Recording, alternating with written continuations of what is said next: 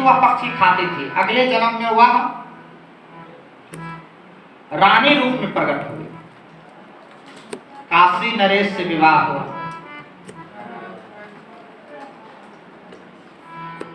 लेकिन उनके मन में संत की सेवा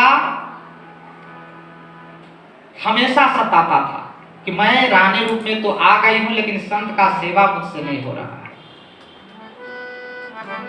एक बार गंगा स्नान के बहाने राजा से कहा कि स्वामी, मुझे गंगा स्नान करना है। कहा कोई बात नहीं है, राजा है।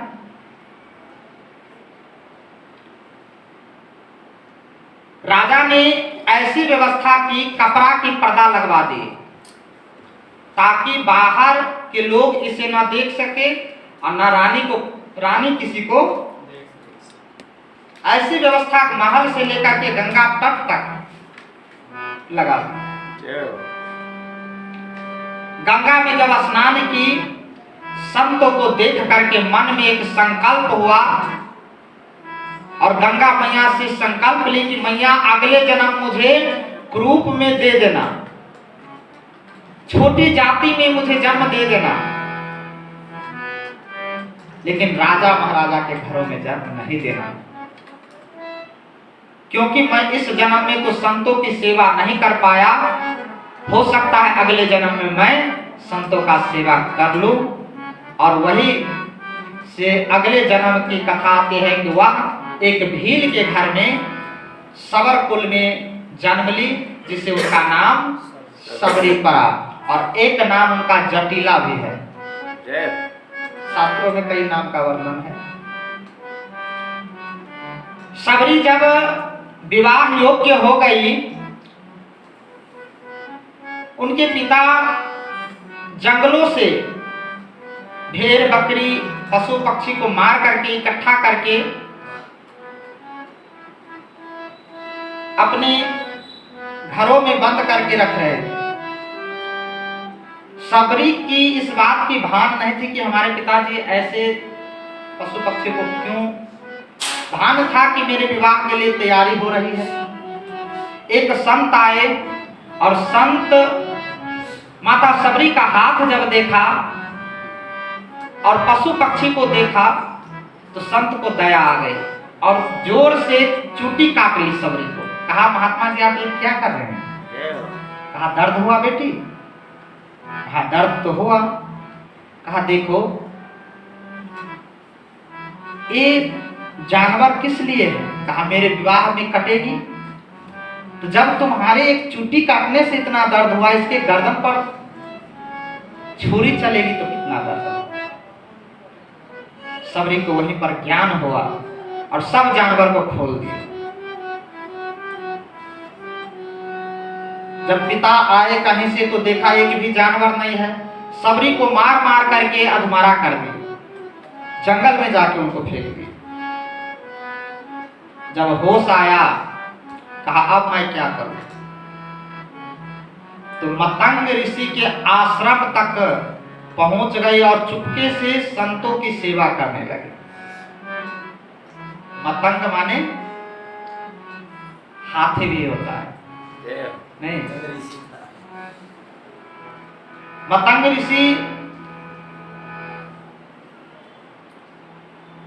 परम संत थे। उसी आश्रम में सबरी रात्रि में कभी झाड़ू कर देती, कभी लकड़ी चुन करके ला करके रात्रि में ही रख देती। अब सभी संतों को हुआ कि सफाई कौन कर रहा है? किसी ने कहा कि मैं नहीं किया तो मैं नहीं किया।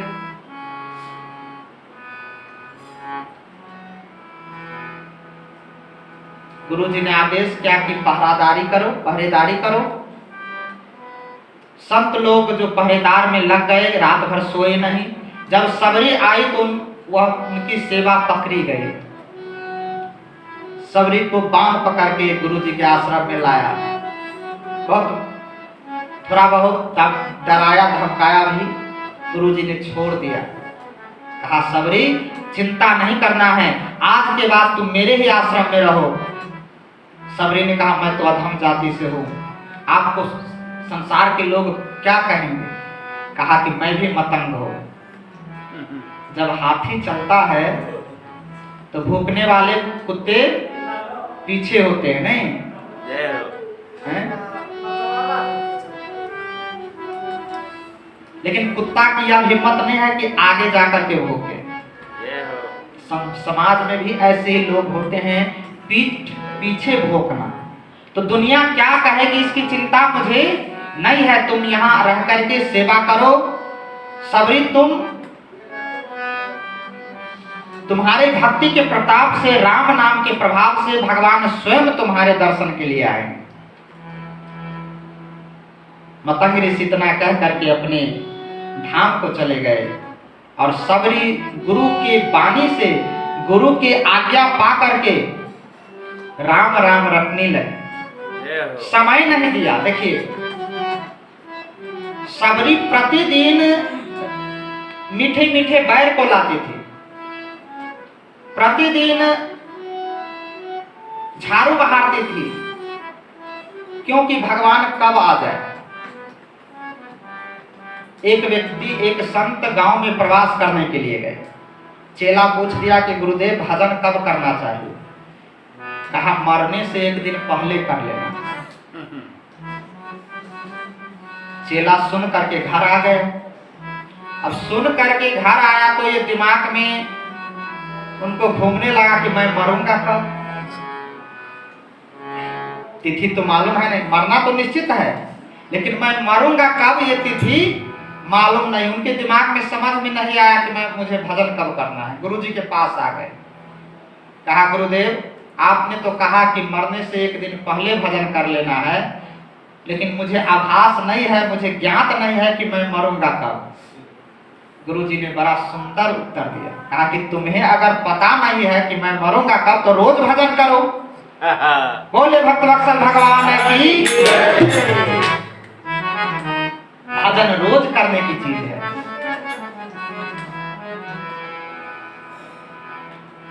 भजन करो मस्त जवानी में, बुढ़ापा किसने देखा है। भजन करो मस्त जवानी में, बुढ़ापा किसने देखा है। भजन करो मस्त जवानी में, बुढ़ापा किसने देखा है। भजन करो मस्त जवानी में, बुढ़ापा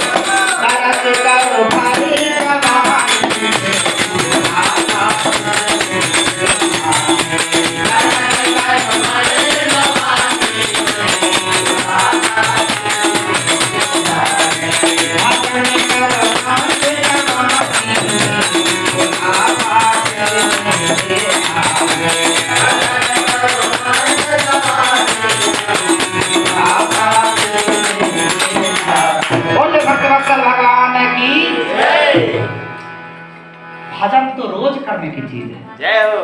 सबरी रोज नित्य जितना यह रूटीन बना ले कि प्रभु कब आ जाए, क्योंकि समय और तिथि मालूम नहीं था।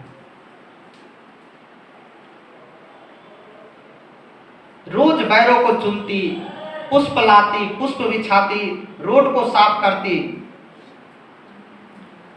अजी सबरी निहारे रास्ता, सबरे निहारे तेरी बाट, सबरे निहारे तेरी बाट, रमैया प्यारे आजा रे। सबरे निहारे तेरी बाट, रमैया प्यारे आजा रे। सबरे निहारे तेरी बाट, रमैया प्यारे आजा रे। सबरे निहारे तेरी बाट, गए गुरु जी प्रभु कुटिया में, प्रभु कुटिया में जन्म जन्म की अग्नि जुटी है, जन्म की अग्नि अब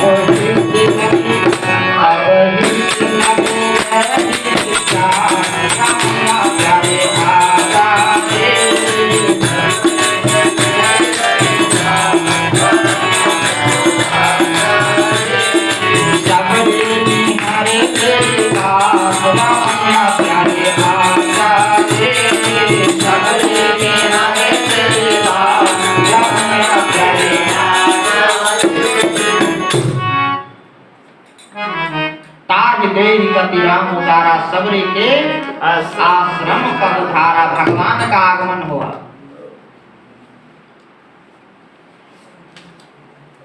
सबरी अचेत में भगवान को देखा। श्याम गौर सुंदर दो भाई, सबरी परे चरण लपटाए। भगवान को देख करके गौर वर्ण और श्याम वर्ण की सुंदर मुख छवि को देख करके सबरी को आख्यास आया कि यही भगवान है। चरण में लिपट गए। सबरी होश खो दी मानो। दौड़ते हुए सबरी ने भगवान को आश्रम में बैठाया है। कुश की चटाई दे करके कंदमूल फल सुरस अति दिए राम कहु रानी, प्रेम सहित प्रभु खाए बारंबार भगवान। मीठी मीठी बैरों को भगवान देख रहे हैं और खा रहे हैं। देखिए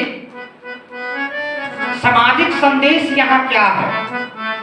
भगवान सबरी के आश्रम में भगवान ने बैर क्यों खाए?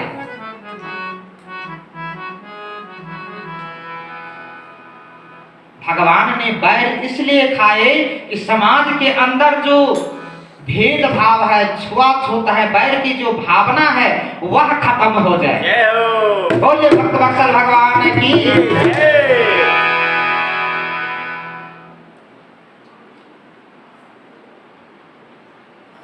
बड़ा सुंदर स्वागत किए, बार बार बखान करते हुए भगवान ने सबरी के हाथों से बैर खा रहे हैं। अंत में भगवान उनको नवधा भक्ति की शिक्षा दे रहे हैं। नवधा भगति कहु तो ही पाही, नवधा भगति कहु तो ही पाही। सावधान मन धरो मन माही, सावधान मन धरो मन माही। नवधा भगति कहु तो ही पाही,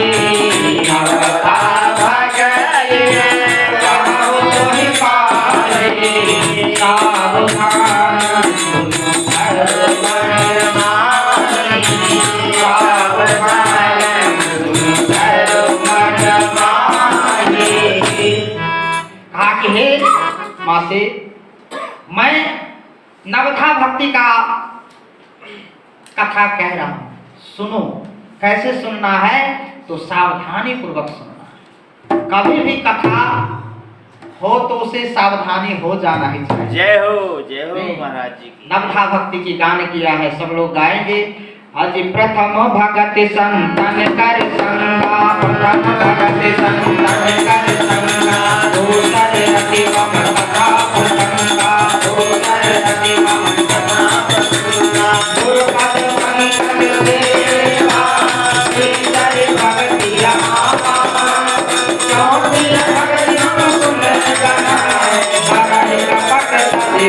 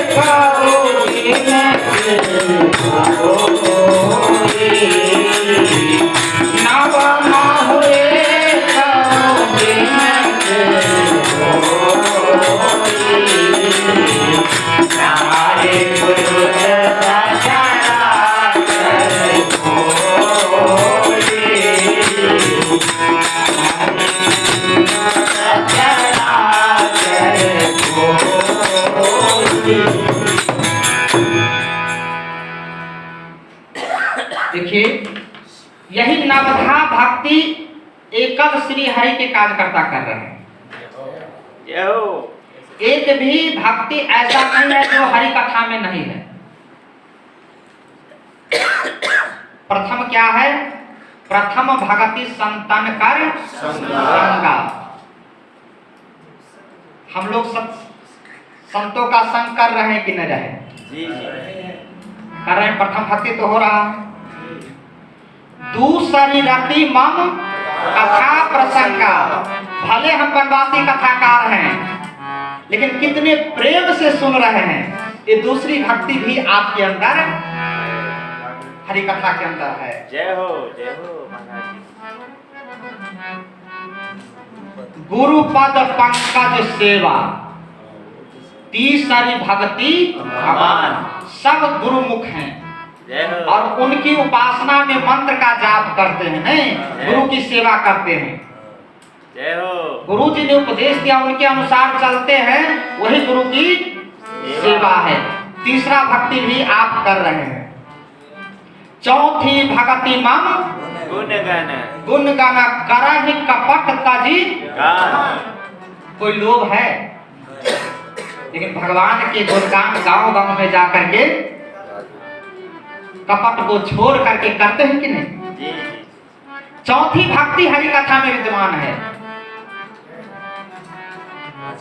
मंत्र जाप मम दृढ़ विश्वासा, पंचम भजन सो वेद प्रकाशा। और विश्वास के साथ गुरुदेव की मंत्र का जाप करते हैं, नहीं? ये पंचम भक्ति भी हरि कथा के अंदर। छठा क्या है? छठ तमशील विरति बहु कर्मा, निरत निरंतर सज्जन धर्मा। गांव में रहते तो फुल पैंट पहन करके घूमते, नहीं?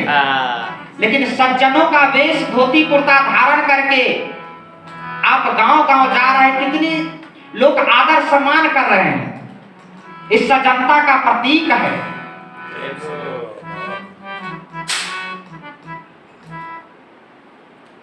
सभी विकारों को दूर करके भगवान के भजन में लगे हुए हैं। 2 महीना घर पर क्या होगा किसी को चिंता नहीं है। ये छठा भक्ति भी अपने अंदर है। सातम सम मोहि जग देखा।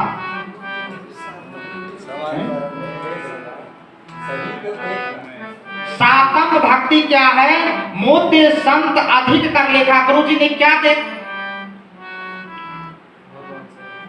जब अयोध्या में श्री श्री 1008 श्री स्वामी नृत्य गोपाल दास जी महाराज जी के आश्रम में जब दीक्षा लेने के लिए सब लोग गए, तो उन्होंने एक ही बात कहा कि तुम लोग समाज के काम में जा रहे हो। किसी ने पूछ दिया कि गुरुजी आपकी सेवा कैसे होगा, हम लोग तो दूर से हैं।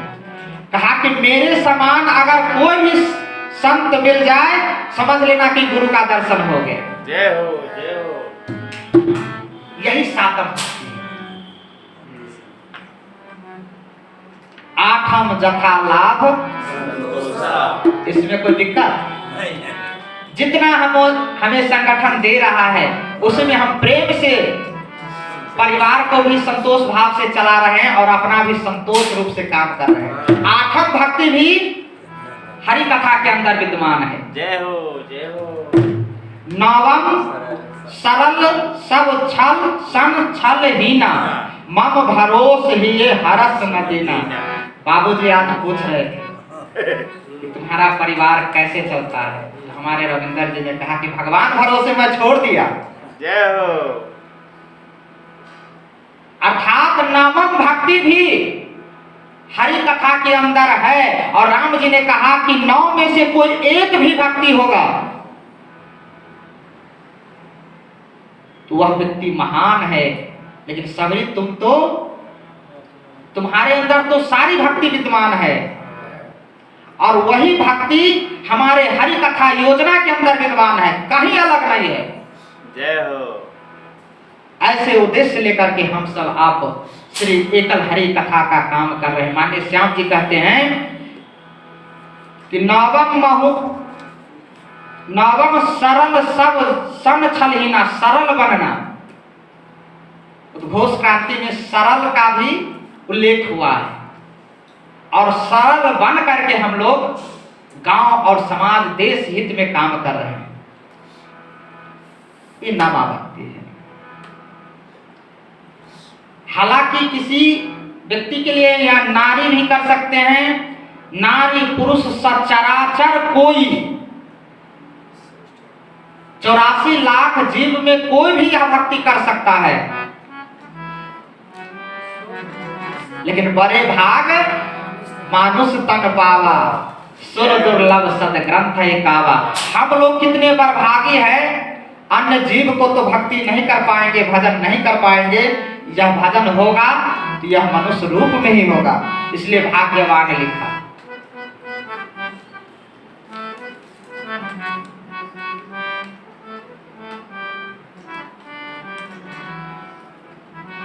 हम लोग साधारण व्यक्ति नहीं है, एक प्रकार से माना जाए तो नहीं। जैसे एक पर्व बिहार में आता है छठ का, जो लगभग पूरे बिहार में मनाया जाता है। चाहे कोई भी पर्व में कलश का मांग होता है नहीं, मिट्टी के घड़े का।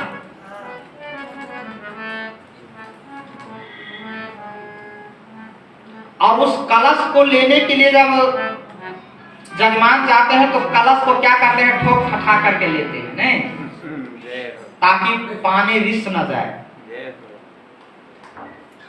और उनसे पूजा होता है। ठीक हम सब भी उसी प्रकार से उस कलश के समान है जो मान मर्यादा को भूल करके समाज और देश के लिए समर्पित है। बोले भक्त वत्सल भगवान की। चुने हुए व्यक्ति है, चुने हुए घरे, यह है हमारा जीवन। देखिए सभी में वैसे शर्त है, केवल एक भक्ति में शर्त नहीं है। वह कौन भक्ति है? सब भक्ति में शर्त लगा हुआ है। प्रथम भक्ति एक ऐसी भक्ति है जिसमें कोई शर्त नहीं है। प्रथम भक्ति संतन कर संतों का संग ऐसा निर्मल सत्संग है जिससे आप बिना शर्त के भी सत्संग हो जाए तो कल्याण। बोले भक्त वत्सल भगवान की। मैया से आदेश लिया, कहा माँ, अंत में कहा कि जानकी को देखे हैं। मैया ने कहा तुम यहां से ऋषिमुख पर्वत की ओर बढ़ो और वहीं पर आपको सुग्रीव से मित्रता होगी।